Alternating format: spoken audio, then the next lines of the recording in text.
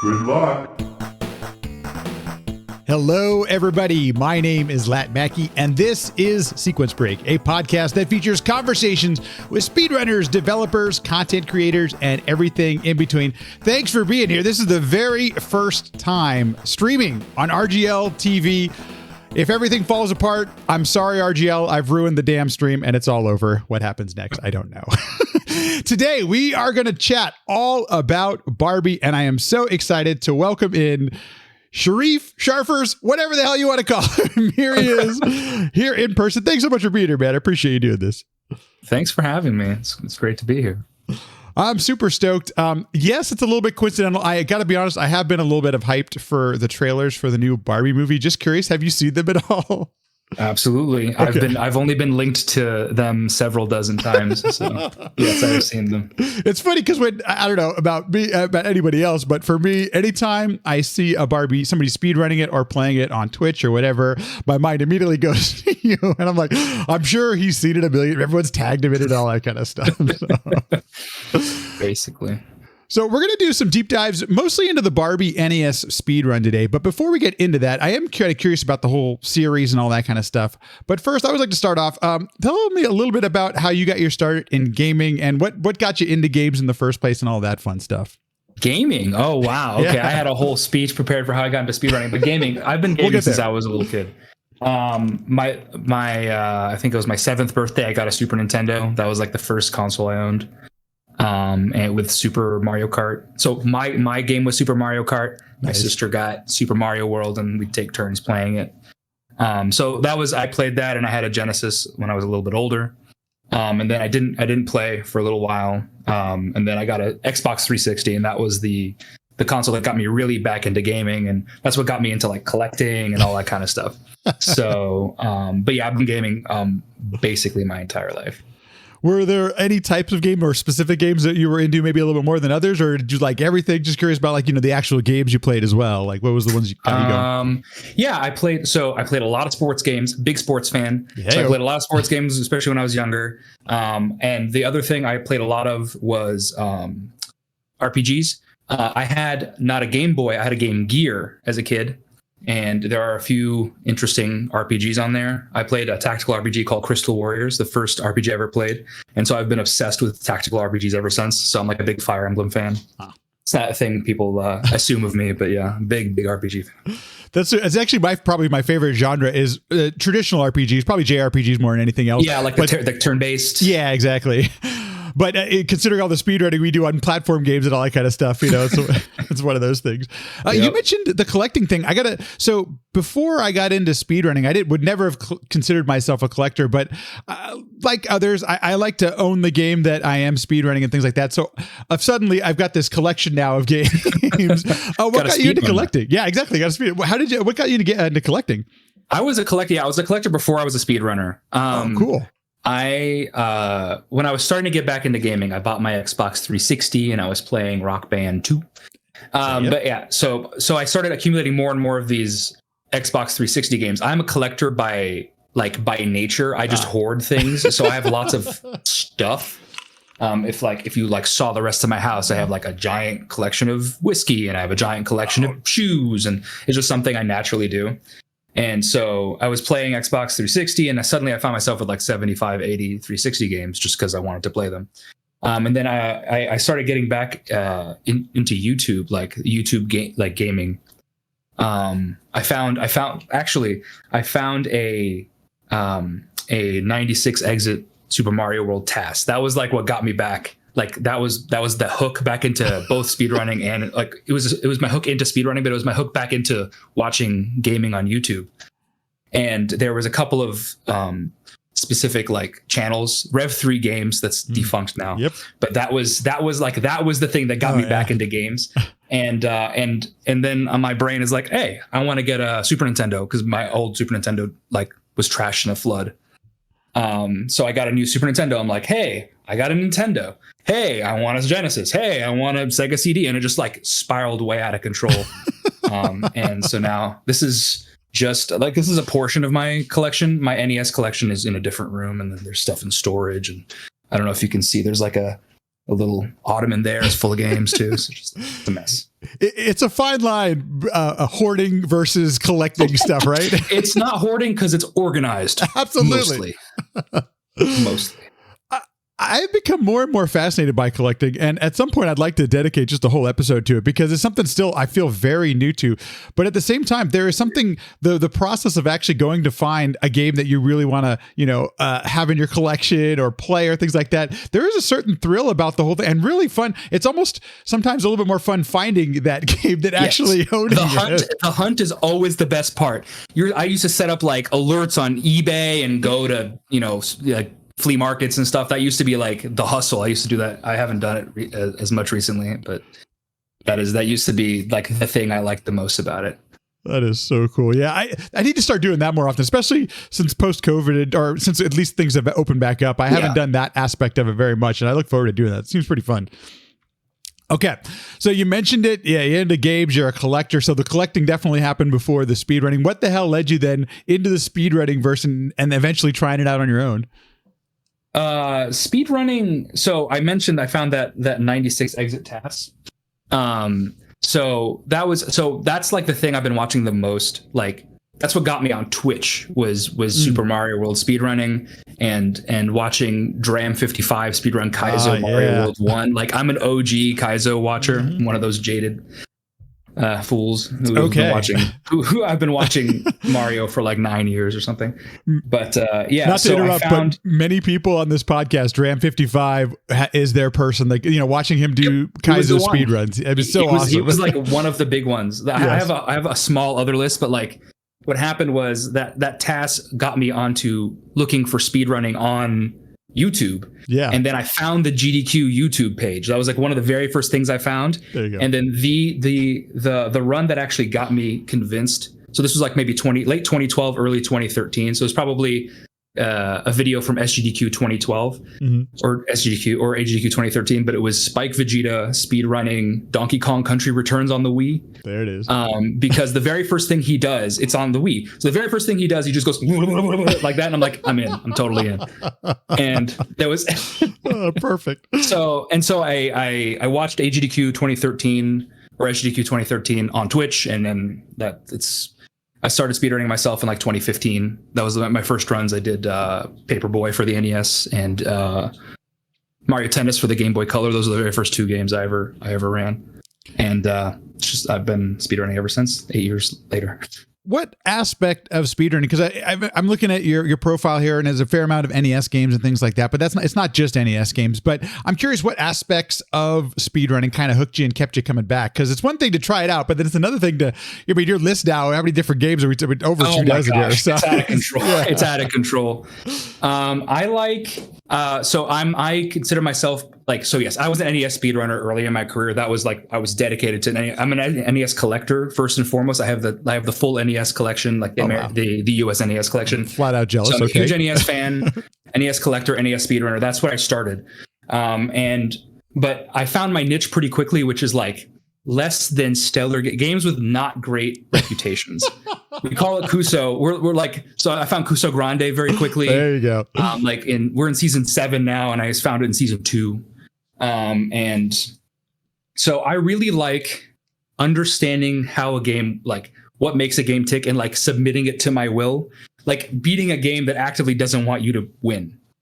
Yeah, exactly. See, Tao gets it. But like, so for me, it was just like being able to take a game that I sucked at first. I'm not a very good like first time runner. I don't have that talent, but I can be like a filthy practicer.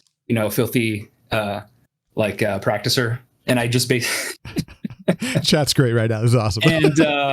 And so I just practice a bunch, and it feels good to actually like gain mastery on something that's like difficult, certainly early on. Also, I like things that are funny. So that's just like goofy games. Yeah. That's another thing. It's like, what do you speedrun? Well, I speedrun Barbie. Like that's kind of how that happens. You mentioned, I want to give a quick shout out to Casa Grande because it's still going strong. And if you're into what you might consider Cuso, and by the way, everyone has a different opinion on what that might actually be sometimes. Yeah, what's a bad video game, right? That's a whole thing. I know Brossencha, who runs Casa Grande, Brossencha has a very, we've had a lot of conversations about what is a bad video game and why it has value, Yeah, that's totally. And I definitely, there are games which I didn't have the most fun playing casually, but I've enjoyed the speedrun of them and vice versa, and all those kind of things. So there's an interesting dynamic there, to say the least. Yeah, that's definitely true. Okay, so I guess then the big money question is, how the hell did this Barbie thing happen? What was kind of your experience? What's your first experience? Give us the history here of you and any sort of. How'd you get started with Barbie games?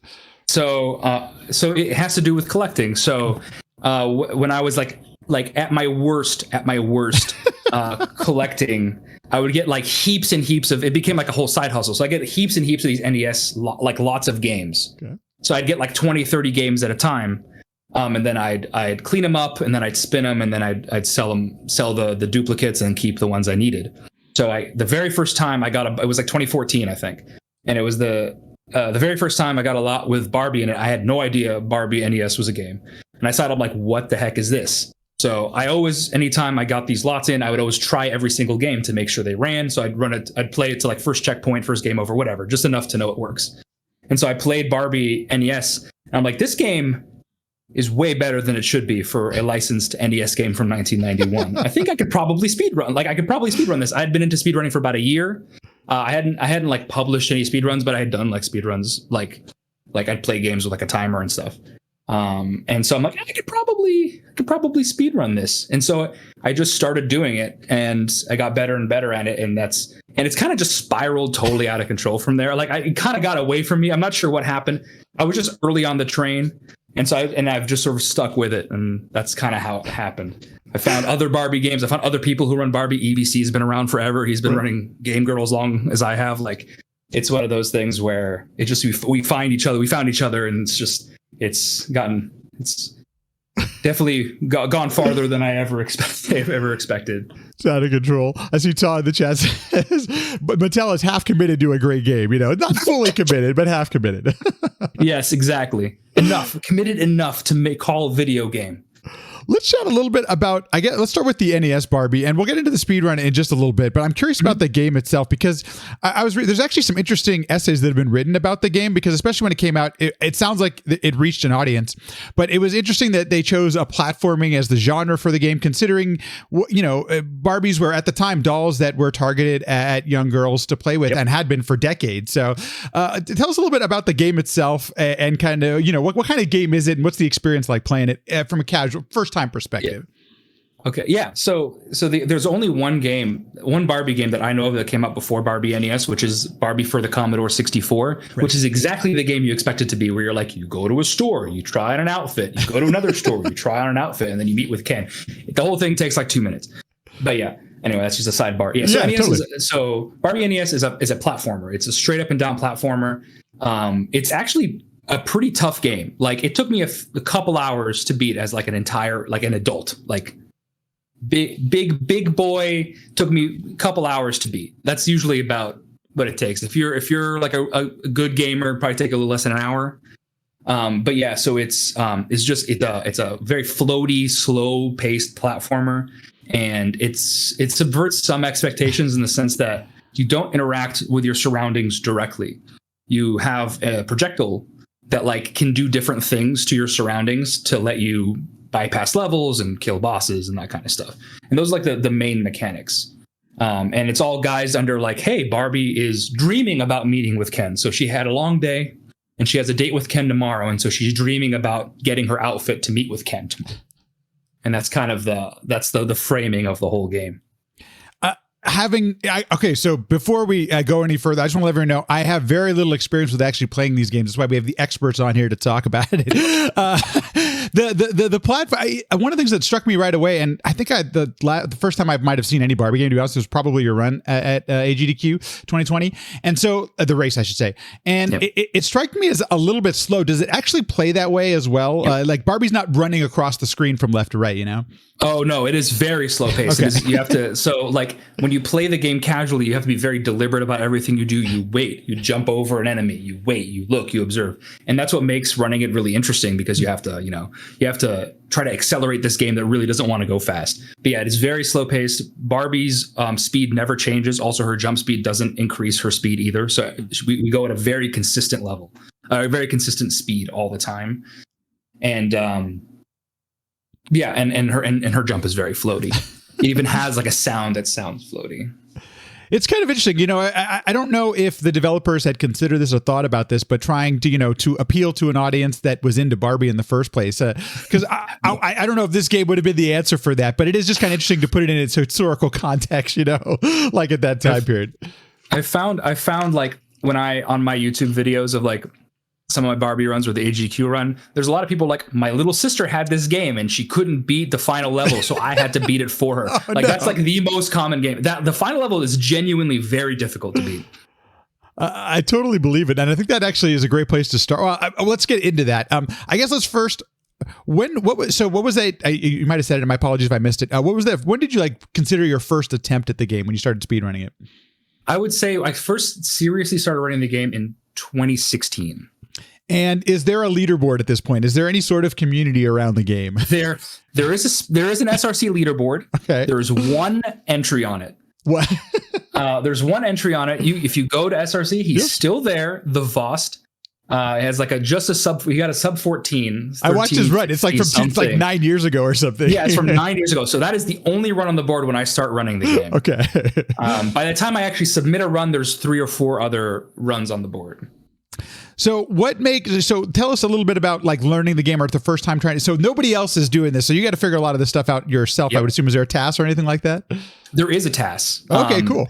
So the task was developed in mid 2016, early 2017. No, it was definitely in mid 2016. It was the original task was done by Link7777, who makes a lot of tasks. Yeah.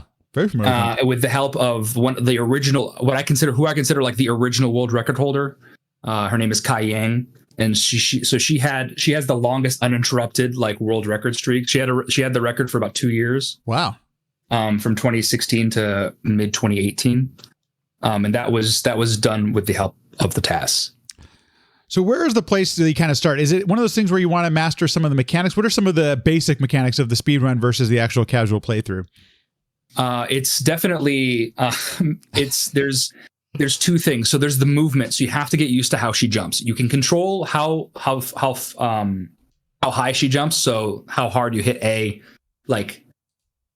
influences how high she jumps. But the biggest thing that you have to do is you have to figure out what the heck you're doing. So a lot of the times it's not 100% clear what you should be doing. And the other thing is how the projectile. So you have this projectile. It can do one of 3 things. So it's on the bottom left side of the screen if you're looking at the game. Mm-hmm. And you can either there's an X, which stops things. There's an arrow, which moves things. And then there's question mark, which does stuff. So you never use the X one in the speed run, but basically the side to side arrow one turns stationary platforms into moving platforms. So at the very beginning, a lot of people was I don't know. They'll go at the very beginning of the game, the second screen of the game, you have to toss one of your projectiles onto a toucan, and the toucan goes up and down and becomes a moving platform, and you jump over. So a lot of people don't figure that out at all. For the speed run, you have to it's a very floaty thing, and you can control it's if you press harder on B, it'll fly farther in the air and stuff. So it's about down to the frame precisions of when you jump, when you throw, and taking advantage of screen transitions. Those are the big 3 things. I noticed there's some swimming later on in the run. In fact, that we're watching your current PB, which is from a few years ago now. Yes, and it is. There's obviously, it looks like mashing going on as Barbie. Yes, there is. A mermaid so you Barbie. Can mash. Okay. So you can mash in the swimming section. It's capped. So it's capped at 8 presses per second, which is, I would say, a below average mash. You don't have to mash super hard. Oh, that's cool. Okay. So it's not too bad, but yes, there is mashing, and it's just 2 levels. It's the shortest part of the game, right? That's just the underwater section is just 2 levels. And so it is the second area, but it's the shortest part of the game, and it's the easiest as well. There was some pretty cool stuff during the GDQ race. There was some, I don't know if we would call it rerouting, but some adjustments to the route based on some damage that you take. It seems like that was also kind of a common theme of the run. There are some areas that, so like if you get damaged, you can actually continue on with runs because there are places you can get health and things like that. Yeah. So this is pretty, like the health route for this game is really tightly routed. This game has a lot of secrets and it has a lot of health everywhere. You just have to know where to look, or sometimes it's just straight in your face. So a lot of the times the health route has sort of evolved over the years. But the strategy there is when can I take damage? You have iframes when you take damage and you don't have any pushback or anything. So you can walk through an enemy, take damage and keep going without stopping. Nice. So you basically say, okay, when can I trade a piece of damage for not stopping for an enemy or not jumping over an enemy? And then when can I get, health later on that doesn't lose as much time or doesn't lose any time? And so we've have it routed we have like an optimal route that's like routed down to the single piece of health, and then there's tons and tons of backup strats depending on where you get hit. That's one of the cool things, especially a game like this where there doesn't, at least as of yet, there's no game-breaking glitches that, skip 3 levels or whatever. A lot of this comes down to health management. I think that stuff's super interesting because, especially for like your first couple times, you're learning the run and you're doing different things, it really allows you to keep going for a run because there are areas where you can pick up some health and keep the run going and stuff like that. And usually picking up health you'll lose less than a second. You lose like a half second, third of a second. Right. And that is actually like, that makes a difference in this run. So you've seen the leaderboard, right? Yes. So the leaderboard, the top 4 times are all within like 5 frames. It's wild. I think they're within 0.3 seconds of each other, first and fourth place. So before we get to kind of the last level and where a lot of this run happens, at least my observation of that is, could you tell us about how we got to that point? Like, how did this was this just coming down to runners executing at a higher level? What's kind of like the history of the world record, if you don't mind? So we started about that. So Kai and Link, that was the beginning of what we call like health routing. So before the tasks, in the waterfall level, which is like the 4th level of the first world, you would just take a death and then start over with 5 health because you get 5 health back when you take a death. But the task found a secret area in the previous section, the section with all the fish everywhere. Mm-hmm. So they found a secret level. So on the 3rd of the fountains that you see in that for the beginning of the level, if you press down, you get warped to a special word with 4 health. So you suddenly don't have to worry about health anymore. And as long as you get out of that stage with at least 6 health, you're good to go. You can just damage boost through all of the waterfalls, that's if you have to wait for a waterfall, you lose 30 seconds immediately. Your run's totally over. Yeah, that's it. It goes on forever and ever and ever and ever. It's actually wild. Wow. So that was like the first thing that got us towards sub 13. The other big thing was optimizing boss fights. So when you go into a boss fight, the screen transitions. As long as you're in the air, you keep control of Barbie.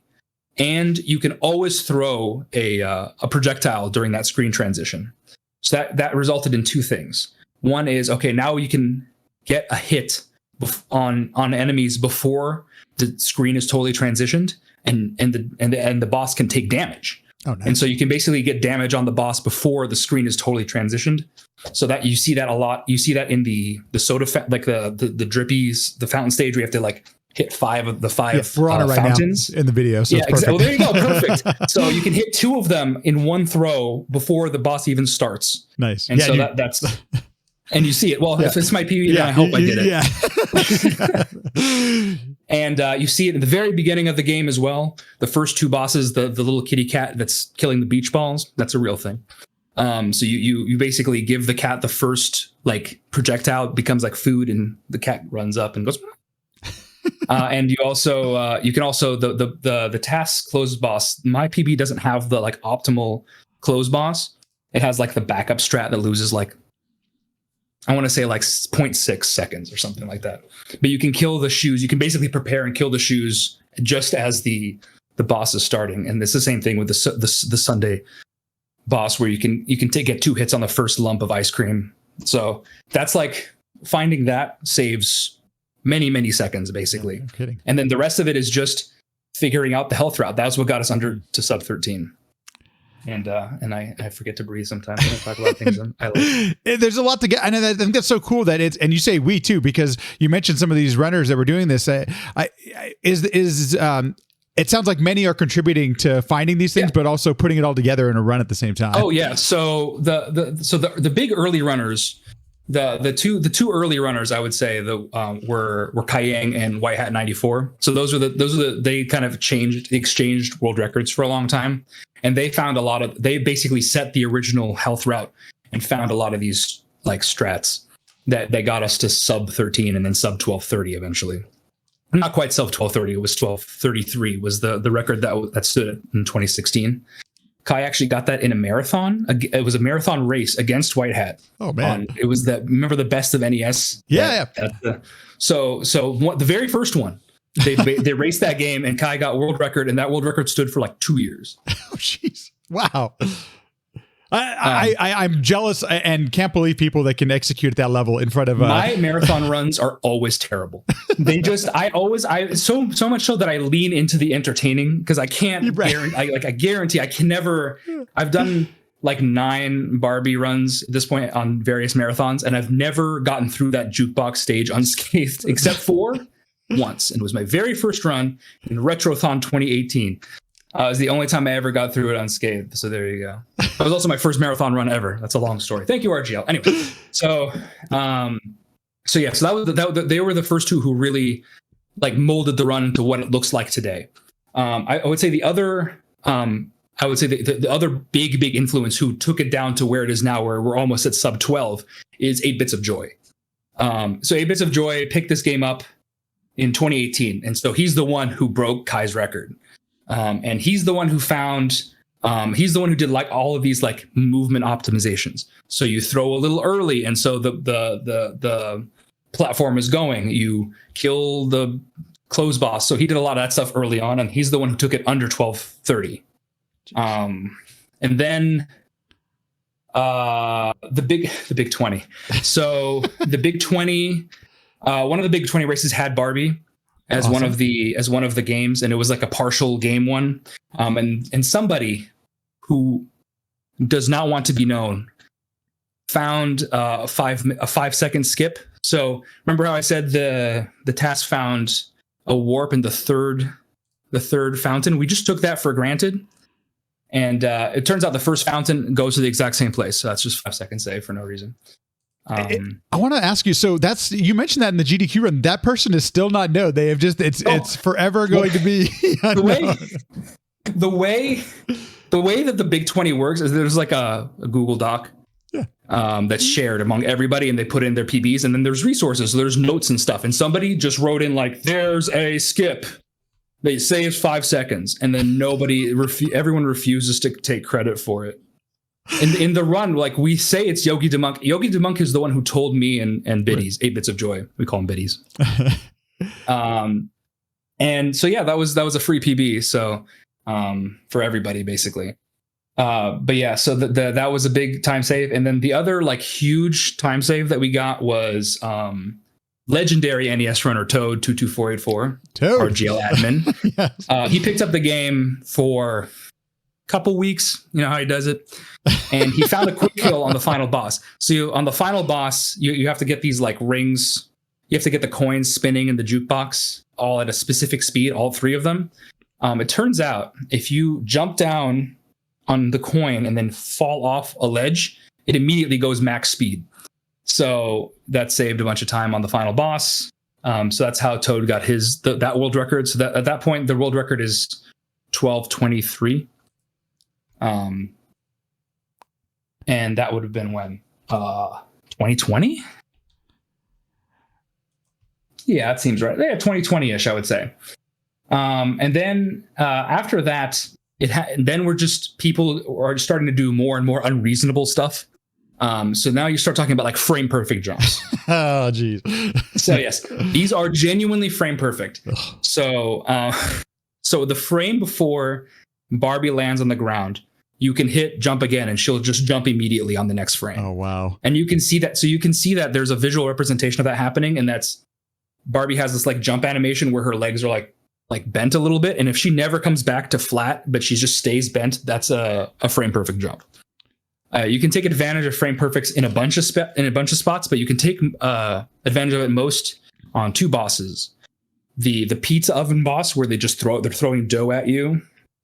You can get 2 frame perfects, and each frame perfect saves about a second. Oh wow! Because you can actually get closer and closer to this pizza boss that's on the other side of the screen. Because what you normally do is you go into the screen, it transitions, and you slowly walk up to the oven and then just start throwing stuff at it. So if you can get halfway there before the screen even transitions, then you're in much better shape, and you can actually get a throw off immediately on the top one. And I think Bronkel, who's the current world record holder, does that in his PB. It's very hard because you have to get the frame perfects, and you have to anticipate getting them because the strat is different for each one. So if you don't get the frame perfect, there's a strat. If you get one of the 2, there's a strat. And then if you get both, there's a whole different strat. Yeah. So you have to on the fly figure out if you're going to get it or not and get ready like mentally for it. Right. But yeah. And then there's, a bunch of other stuff. Let's see. Those are the big, like the time save. So that's once we got there. Oh, I'm wearing sunglasses in the HDQ. Yeah. If we have time later, I can explain why that is. Yeah. So those are like the big things that got us from 12:23 from where Toad is to the current world record, which is 12:07. And theoretically, actually, I still have those sunglasses. They're right here. There you go. It's like we're reliving it. Theoretically, we can get it down to about a 12:04 with current strats. It's I would say the realistic. That's my sum of best. Yeah. I think Bronkel, who's the world record holder, I think his sum of best is 12:03 or 12:02. But he goes for everything because he has no regard for his own safety. So at this point, then, is it those frame perfect jumps you mentioned? Is that the kind of thing that is going to be the thing that brings it down, or is it a combination of anything else besides that? It's always like the movement can always get better. Like no one's ever going to be perfect. Especially there's the big stage where that can go wrong is the first stage after the water. So that's I call it the soda fountain stage. I'm going to take these off. I look ridiculous. It's okay. So the soda fountain stage is where you can just bleed time very innocuously. It's the longest single segment of the whole game. And there's a lot of jumps. It's actually casually one of the easiest levels because you've learned all the mechanics at that point, and they give you so much health in that level. So casually is very easy. It's very tough to do optimally in the speedrun. So this is another thing where different the strats vary based on how much health you have. So there are teacups. There are teacups, and they have like steam coming out of them. So normally, if you have enough health, jump over it, take the damage, move on with your life. But if you're short on health, you can sacrifice about a third of a second. And there are 2 safe pixels on each side of the teacup. And you can land on the safe side, jump over and then that's it. So that's pretty high. That's a risk reward there. So you can save some health at the expense of time. But if you mess it up and take damage, then you've lost the time and you've lost the health. So that's one of those are called teacup steps. After that, it's about like really crispy platforming. So there are sections where you have like max length jumps. There are parts where there are like tiny little platforms. There's a spot where you have the Coke bottles and you have to jump on the soda bottles without stopping. So there's a whole bunch of little things like that where you have to adjust or wait a second, or you fall and you lose half a second. And then that adds up to losing 2 seconds maybe over the whole level. I do got to comment on the jukebox level for a moment because like I mentioned, I haven't ever even gotten to that level before. I haven't played the game. But it does seem like as a casual and as a speedrunner, that has to be maddening having to hit these platforms that, I don't know, where the hell do you jump on them? It seems like you just kind of take a guess at it. You get a feel for it over time. There are like a few caveats to that level. So like one of them is momentum. So if you keep going at the same speed, and there's a very specific set of jumps you can do, and it'll be the same every time. But if you get off that rhythm, then everything kind of just goes really haywire. The this is one where the hitboxes on these notes are not very good. So they're sort of shifted to the right by a few pixels for everybody. And then there's this little tiny pixel. I'm pretty sure I skip it in my PB. But you can only skip it if you're going at the right speed. And then there's a pixel window with which you can jump over it. I think it's 2 or 3 pixels. But if you want to land on it, if you want to go safe and land on that baby note, it's 5 pixels wide. And like, if this is the 5 pixels you see, right? The 5 pixels that actually have collision are like, they're just behind it basically. So you have to land behind it. Yeah. And so that's one of the big blockers early on is, can I get baby note skipper? Do I want to lose half a second and just jump on the baby note, right? Mm-hmm. And then the other part is for the second half of the level, once you're off the baby notes and you're on I call them gears, but they're coins in vinyl records, right? So the coins, the ones that are like face vertically, mm-hmm. If you jump too far to the right on there, you don't have enough time for the game to register a second jump input. Like, you'll just walk right off. And that's the other thing that happens a lot. It's either you overshoot or you jump onto the wrong part of that platform and then you fall. And so that's usually what happens. What happened to both me and Kajink, who's another fellow runner. She's great. Anyway, she's the one I raced at AGQ. What happened to both of us is that there's a max length jump right at the end of the stage from one of these coins to another one. And if you jump too early, or if you don't jump high, like if you don't have the right momentum, you're just going to miss and you fall short. And then you get a conveyor belt that takes you all the way back to the beginning of the stage, and there's nothing you can do. You're just out. The task actually bypasses all of this by, in the second half of the stage, just doing 19 frame perfect jumps. Oh, and it saves about 2 seconds. Hey! But if you do 19 frame perfect jumps on the bottom, you can just keep going, and you'll never get grabbed by the conveyor. Oh my God. We've had competitions to see who can do the most, and the current record holder is White Hat 94. He did 13 of them in a row. Whoa! On stream once. My record is 6. So jeez, that's still amazing. Yeah, so White Hat did 13, and I think 8 Bits of Joy did 10 or 11. So those are the two. But that's just a fun little tidbit. I will say, and I don't want to take anything away, because frame perfect and, pixel perfect jumps are incredibly challenging, and especially to get, comfortable doing them over and over again. Mm-hmm. But it's interesting, as we've evolved as a community and as speedruns and stuff, interestingly enough, they're getting more and more possible, I guess, to do with some sort of regularity. If you talk to anybody in the Donkey Kong Country community, that there's that these ridiculous that you have to do now if you want to go for any sort of competitive time. Yep. But we as a community and as runners, we actually are getting better at these things, as challenging as they are, to say the least. But that doesn't mean that they're any less tough. They're still incredibly tough to do. And they take so much practice, and it's so easy for it to go wrong. You just 1/60 of a second off, and that's it. It's all over.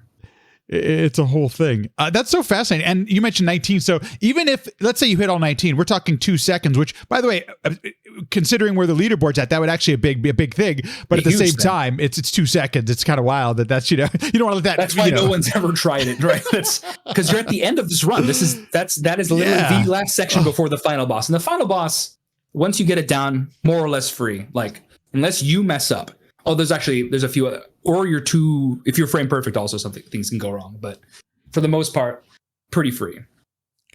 So yeah, it's like a risk reward. Like when you're doing stuff RTA, like you have to judge that, and you can say like, I'm not going to risk like a world record level run just to try to save 2 seconds. If you're not going to get world record and you're Bronco or somebody who's like really aggressive about stuff like that, then yeah, why not go for it? See what happens. But then you don't, then you're not, then you're just using that on a non like optimal run.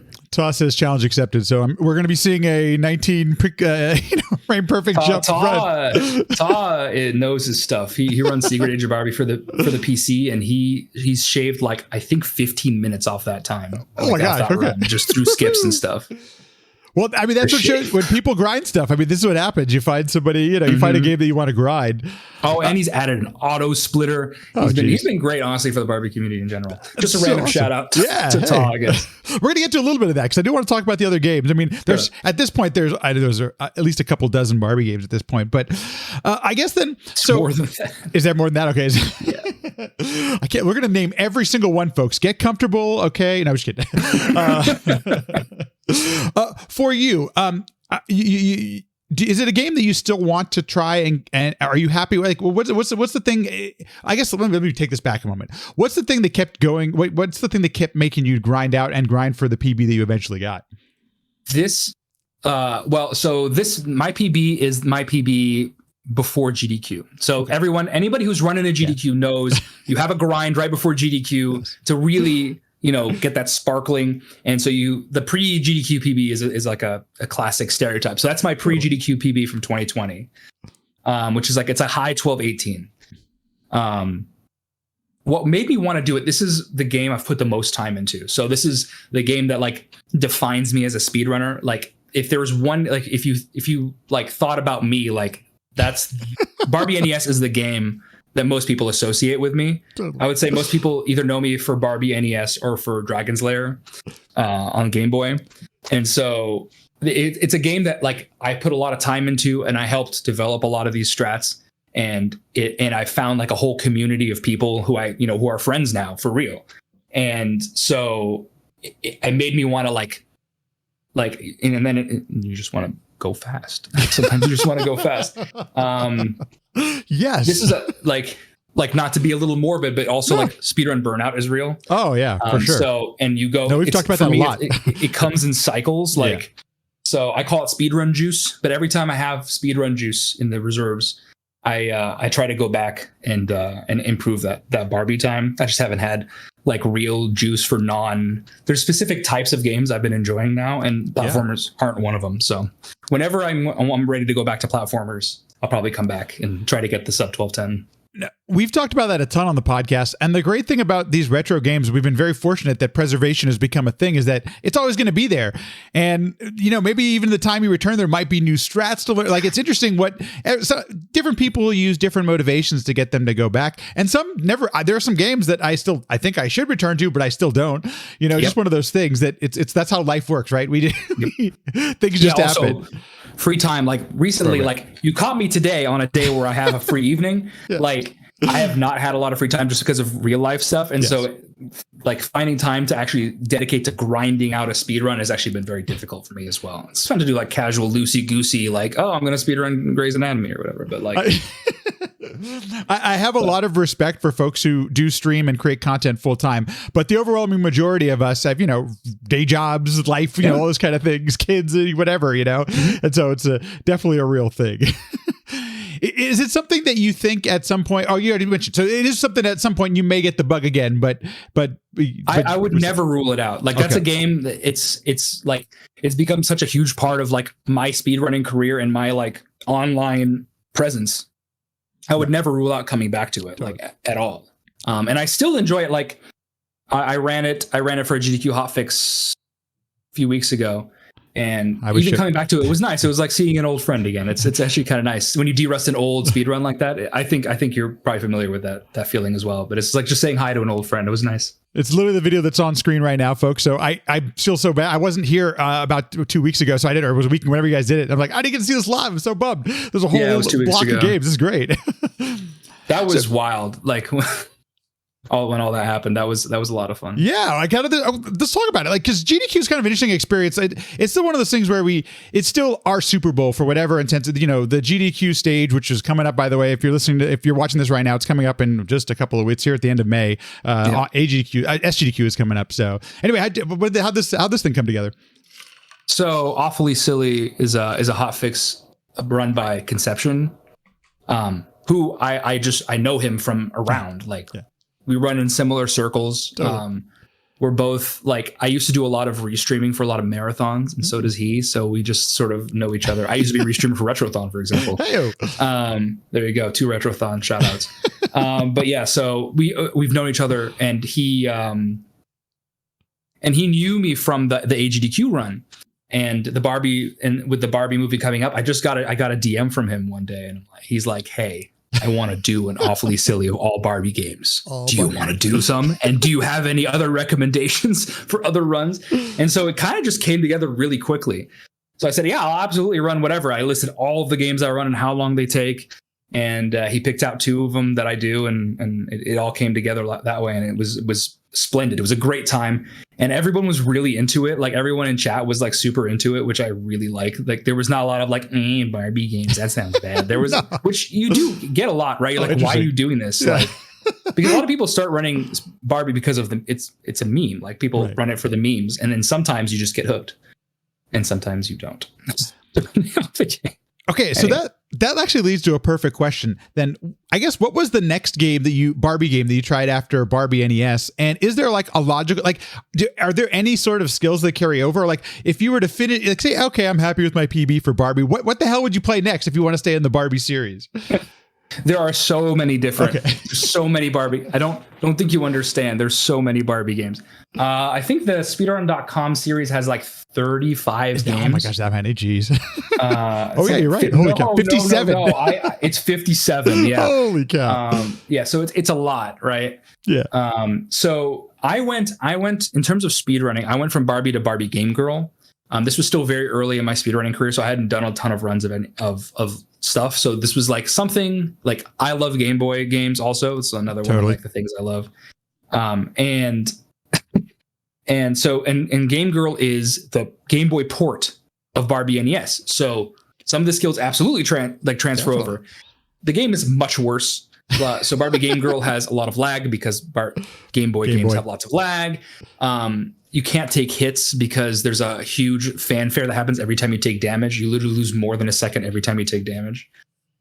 So some of the skills absolutely transferred over because the throwing mechanic is similar and that kind of stuff. And also just like gaining confidence from having run Barbie NES at a high level and having run it in a marathon and gaining like some amount of notoriety. This was like 2018, so not that much notoriety. Certainly not as much as now, but 2018 notoriety.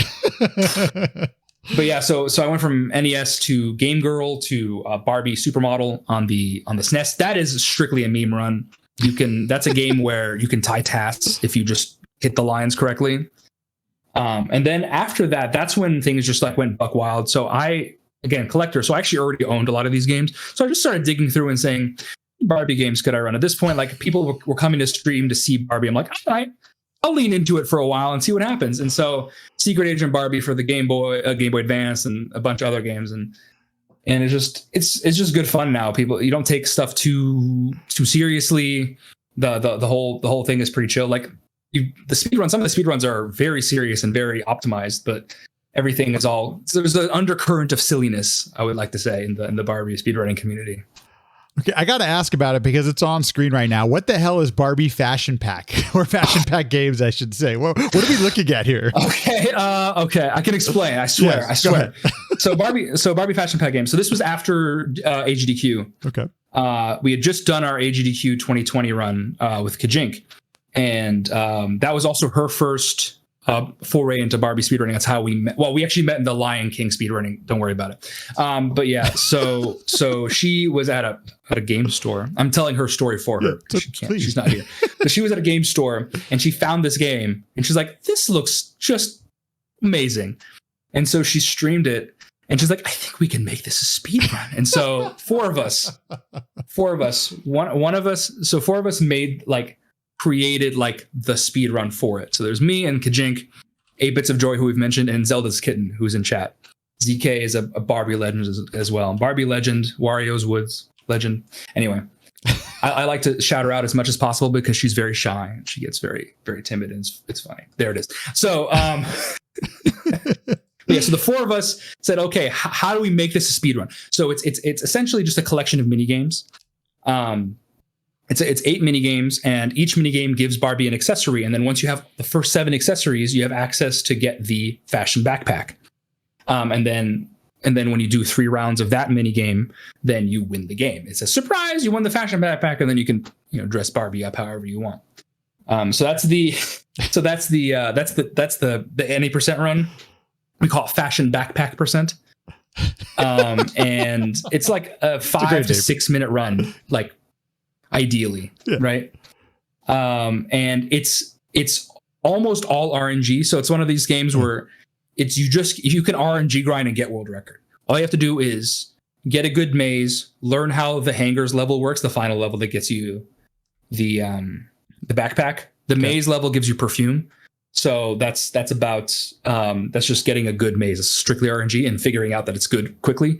And then there's the pearl level where you need to like it's like almost it's pinball controls. So you basically have your two flippers are like two puffs of air, and you're trying to get these like these gems on this really thin like piece of thread. It's like 3 or 4 pixels wide. Oh my god! And so that would be like the one that takes like actual skill, and then there's a puzzle level, I guess, that takes skill, but it's pretty easy. But mostly it's just pure RNG, and anybody who, with the exception of 8 Bits of Joy, anybody who's tried the game eventually gets the bug and needs to like RNG grind this down to like a sub 7 at least, right? There's something wrong with us, by the way. Speedrunner mindset, right? Speedrunner brain is absolutely real. This is an aside, but anytime I play a game for the first time, I'm like, can I speedrun this? Yeah, like, this is a visual novel. What are you doing? Like, it doesn't matter what I'm playing. My brain always wants to speedrun it no matter what. And with, I would assume, I mean, the rule set is somewhat arbitrary, right? Just like a lot of speedruns where this is what we picked. So we picked this. Let's play one of every single accessory and then get to the end. So this is the quickest way to get to the end. Makes sense. There is a second category that is not 6 minutes long. It's like an hour long, and it's called Hundo, HUNDO %D:. Okay. That's the name of the category, and you get every possible accessory. So depending on which accessory you're doing either between 6 and 15 rounds of this, because the game can go in perpetuity. So you can play as many rounds of any of these as you want. And then at some point you stop accruing new accessories. So 100% Hundo is a terrible, terrible category that I cannot in good conscience recommend to anybody. But it's a very bad category. Bronco likes it. He likes doing 12 mazes. I love the decal in there. It's perfect. Because that's exactly what, when we were creating it, when we were creating the 100% category, the story behind that is one of the other runners of Fashion Pack. He's like, could we do like a 100% category? And we kind of fleshed it out in the Discord, like what would 100% mean? And so ZK, she figured out, okay, here's exactly what you need to get, like how many times you need to do each thing to get that. And so I said, okay, I'll add it as long as I can call it 100% Hundo %D:, and that stuck. And that was it. She actually called me on my bluff, basically. No kidding. There it is. A category is born. Yeah. This is so cool. It seems like I always appreciate runs like this too, where it's something, if you're looking like they don't have, when I first started speedrunning, I had no time. So something that I could jump into quickly, kind of learn, have some fun with it. That seems like the perfect kind of category for that. You can be a high level run of that game in an afternoon easily. It's not a problem. It's perfect. And it's exact, like it was the hottest run of 2020. That's what we called it. Because we got like 20 runners on the board in like 3 months. It was unbelievable. Oh, perfect. See, there you just go. Like word of mouth. Like we were like just browbeating our friends into doing it. Basically, it was really fun. Yeah, it went viral. Look at that. We got it was a lot of fun for a small game. It's impressive to have 20 runners on it. Many games I run do not have that many. So no, same by the way. I'm 1 or 2 mostly. Okay, so I don't want we could go on forever. Are there any other games that you've kind of taken an affinity to in the Barbie series that you might recommend to others, or some things that people might want to enjoy, watch, or consider for themselves to play? Yeah, so the ones I would really consider, the 2 best speedruns, yes, along with Barbie NES, are Secret Agent Barbie for the GBA, which is a cool like 2D platformer. It's very fast. The movement's very fluid. There are terrible mini games. That's the only downside. There are awful mini games, but that's a really fun speed run. That's the other one I put like a lot of time into and have like a very high level run of. I have it on the screen right now, which is, it looks like I'm going to actually play this one because it looks fun. This game is genuinely really fun. It looks really cool. Even casually, it's it's an easy game casually, but it's a lot of fun. And the 100% and is genuinely actually a good video game that I would recommend to anybody. NES is a little bit different. Okay. But so Secret Agent Barbie GBA. The other one is also Secret Agent Barbie for the PC. Ooh. Super, super fun run. The game is whack. So the game is super broken. I broke the game during my casual playthrough. The casual playthrough takes about 2 hours. Oh, jeez. And I totally broke one of the levels, not by doing anything. The floor didn't spawn in one of the levels. I just fell through the floor and soft locked. But it's a totally different game. It's a 3D game. The story makes even less sense than the GBA game, which already makes no sense. And it's just like it's so much fun. It's like silly. When I played the game, my tweet was Secret Agent Barbie PC slaps in this is the worst game I've ever played kind of way. That's the best way I can describe it. The game is not good, but it's super fun. And the speed run breaks the game like wide open. I love it. There's so many glitches. And so it like eats up your computer and the textures don't come up and there's like layered music and it's just like it's total chaos and it's so fun. Ta is the world record holder in that game. And it's the opposite of Secret Agent Barbie GBA in the sense that it's not a good game, but if you want to have like a fun couple of hours, go for it. All you need to do is it's abandonware. Just download it, go nuts. That's it. Well, speaking of, so is that different than Barbie DOS? Because Barbie DOS looked a lot more like Barbie on the NES, but that was ported. And I got to tell, I can't believe you were playing that game. I was watching your quote unquote PB of it, and I was like, wow, this looks not easy or not fun. It's the DOS port so that game came out a year later. It's a DOS port of NES Barbie, and it's super mean and it's really hard. That last, that jukebox level. Yes. The jukebox level, it's twice as long and oh my God. And twice as unforgiving. So the notes move is like one of the things that happen. They move up and down, no. and it's a very difficult game. Like the first time I played it, it took me like having already like mastered Barbie NES. It still took me like 4 hours to beat Barbie DOS for the first time. Jeez. And 3 of those hours was just on that one level. So what you're saying is none of those skills carried over whatsoever because for the first 3 levels, it was mostly what you'd expect until this jukebox level, the notes level where that was so much worse than I could have anticipated. The thing is, A-Bit Joy, who ran it before me, he warned me about this, and I still was not prepared for how bad it is. It reminded me of some of the other NES games we've seen ported, quote unquote, ported to DOS, Mario, Mega Man, and all those, where it's just, the screen, there were limitations of PCs in the 90s that we just, the game has to look and feel apparently, it just has to feel completely different apparently. So, yeah, it's not fun. And there's no music, which is tough. So you're saying you're not going to recommend this for that? Barbie DOS, unless you really love DOS games, I can't in good conscience recommend. You can't see it in my. But I actually have a sealed copy of Barbie DOS. Do you really? There, it got a box, huh? Right there. It's in box sealed. Wow. I'm never touching it. It's one of like my prized possessions. But yeah. It's one of the things I've been having a hankering recently to go check out, go to play through some of the games I played on DOS as a kid and stuff. Yep. And I got to think the Mister has obviously and emulation has made it, so huge, so good. So, but I got to tell, I may pass on Barbie DOS. Just gonna let you know. I cannot recommend it. I can't. Secret Agent Barbie, Game Boy Advance. Play it. It's fun. That's the one. Oh my gosh, very cool. Okay, are there any others that we might want to give a shout out to just in case, or are those the one? Secret Agent Barbie GBA sounds like one you definitely want to go try. Yeah. I mean, there are tons of other games. There's Way Forward was a developer that did a lot of GBA games. They did a lot of Barbie GBA games, and most of them are pretty good. They're all kind of in the similar vein. They're all puzzle platformers, but they're actually a lot of fun. So yeah, Princess and the Pauper, 12 Dancing Princesses, Magic of the Pegasus. All of those. So that's a series of games that I can actually you'll have an adequate, that meme sensible chuckle. It's that amount of fun. Totally. Gotcha. Okay.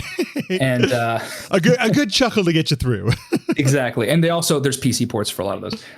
There's like Barbie Ocean Discovery, which is a lot of also mini games with exploration, which is a lot of fun. Oh, yeah. There's a PC version and a Game Boy Color version, though both sort of different amounts of fun, but they're both pretty good. And then there's one contingent of games that I have to shout out because they're such a huge part of the Barbie Discord, which is Barbie horse adventure games. Oh, there's a whole contingent of video games. I don't find them very fun personally. Yeah. That's just like a personal thing.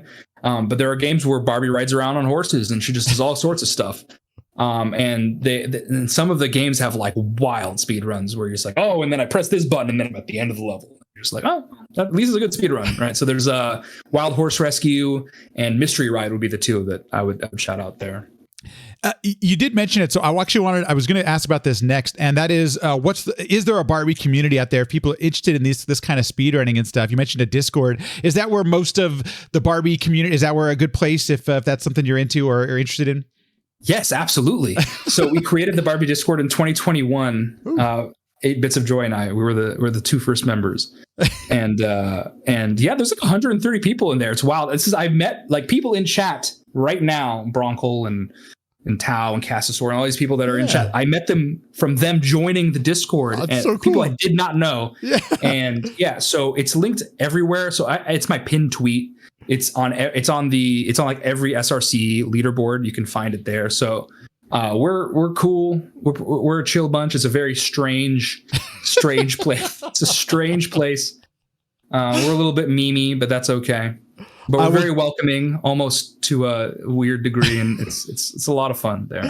I will definitely include a link in the description because I think this is kind of cool. You know, you never know about one of these things until you start it up and you see like that's rad. Like that's a legit community, and I'm sure strats and all that kind of stuff get shared as well as the memery and stuff like that. Absolutely. And so we have a channel for each game. So there are micro communities within the larger community, and it's wild. Yes, there's definitely like huge discussions. That's how like the Secret Agent Barbie time. So Patch, I have to mention Patch. Please. He's the original Secret Agent Barbie runner and the mod for the leaderboard and everything.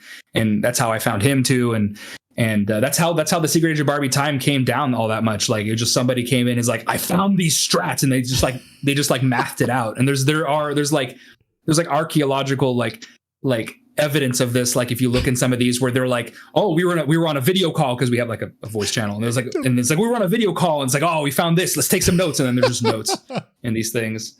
Barbie sparkling ice dance or whatever, that was the one where they were just like writing in like code, and there's just a bunch of numbers, but they did something. Right.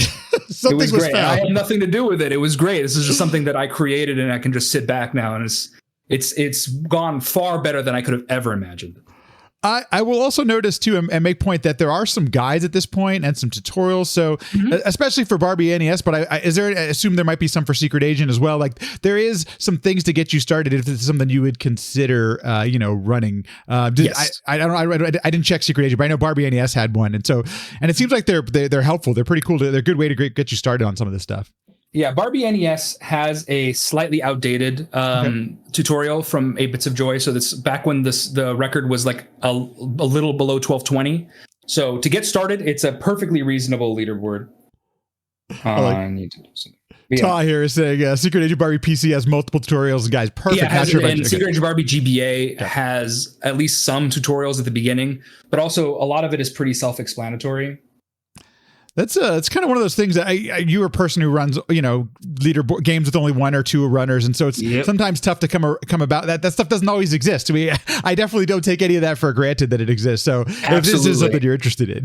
Yeah. Especially I like when optimized runs, those are those three runs, the GBA, PC and NES are like maybe the three most optimized Barbie runs, maybe Wild Horse Rescue, which also has a tutorial. So I like when super optimized runs have like tutorials and guides and people are just also there. So like even if there are no tutorials, people are very forthcoming with strats and stuff, and we were really open to helping people out in there. And I try to at least be very responsive on there whenever I can. So yeah, it's great. You mentioned it earlier, but nowadays you've just you're exploring other games and things like that. I noticed I watched your Grey's Anatomy run during Retrothon. I'm like, what the hell is this? Oh man, that run is wild. What kind of games is that? What games are you enjoying recently? It can be modern, it doesn't have to be retro. Just curious, what kind of games are keeping you interested nowadays? There's basically I'm like on 2 tracks. So like the stuff I stream, I haven't streamed a bunch like because I haven't had a lot of free time. But yes, I've been streaming a lot of Wii shovelware. That's like been my focus for a while. So yeah, Grey's Anatomy. The story behind that is great because I found like we were at SGDQ from last year. Oh wow! And there was a group of us, and we went out to a local game store, maybe like 20 minutes away. And we were walking around, and Flannel Cat, who you knew well, she found that game for me, and she's like, yours. And so I purchased it. I spent $18 American on Grey's Anatomy, the video game for the Wii, promising that I'll play it on stream. And it was everything I could have hoped for. It was perfect. And it sort of led me down this path. So I have like Iron Chef for the Wii and America's Next Top Model. And just like, that's like one like set of things I've been playing. I've been playing mostly visual novels. I'm secretly a visual novel degen. Like that's since like for the last like 20 years or whatever. It's like a confession. It is. I'm just like secretly I actually love visual novels. It's a thing that a lot of people don't realize. But yes, that's the other thing that I've been doing lately. I haven't been doing like tons and tons of gaming, but I'm feeling it. It's coming back around. I just downloaded some of my Steam games in my Steam library. I'm ready to give them another try. I can totally relate to not, having a ton of time to stream right now, but it doesn't mean that, that's the great thing is offline exists, and I've been playing a bunch of Zelda that just came out. So, obviously I'm one of those people, but being able to play in like 30 or 40 minute chunks whenever I've got a little bit of time or like late at night when I'm half asleep, that's like the biggest one. I think that's kind of nice. Actually, a lot about retro gaming in general. There are, I shouldn't the platforming retro games that I enjoy, I can dig in for half an hour at a time. And, if I get through it, I get through it. If not, I can put it down. I'm very fortunate and grateful that I picked up one of these analog pockets recently, and like being the save states and stuff like that, and you can do that with like Nintendo Switch Online. Hey, there you go. It's kind of been a game changer where I don't have to finish a game in a night and stuff like that. And I think that's really been if you do this on emulator, there's plenty of different ways to do this. And the fact that exists, I'm super thankful for. Yeah, it has never been easier to play retro games than it is right now. There's so many different ways to do it. No kidding. Okay, Infinite Zero is asking for the content. Well, I promise, Miz. I promise. It's coming back. I want to stream. I just haven't had free time, but it's coming soon. That being said, when you do stream or things like that, where can people find you? Where's a good place to check out all your stuff and see all this kind of things? Yeah, so you can find me on Twitch, twitch.tv/sharfers, SHARFERS. I'm on Twitter, same handle, YouTube, same handle. My YouTube is just mostly like PBs and other stuff like that. Totally. And I'll give a shout out to Retrothon that, yes, we are streaming right now on RGL, but in fact, I think you've been in every single Retrothon, Sharif. I can't remember. Every Retrothon since 2018, yes. Well, see, there you go. So catch him there. What will we have next year? Who knows? I'll find something. There are two marathons that I explicitly find runs for. Retrothon and Big Bad Game-a-thon, so I will absolutely have a run ready for next Retrothon. Well, thanks so much for taking the time and being the first guest ever here live on RGL. So thanks so much for being here. I really do appreciate it, man. Thanks for having me. This was great. Thanks, everyone, for listening and watching. If you're enjoying the podcast, please feel free, subscribe, leave a comment, all that stuff people say at the end of a video. It honestly all goes a long way to help the podcast. Thank you so much. If you want to join us on Discord, we chat mostly about food, but occasionally we do talk about the stuff that's in the podcast.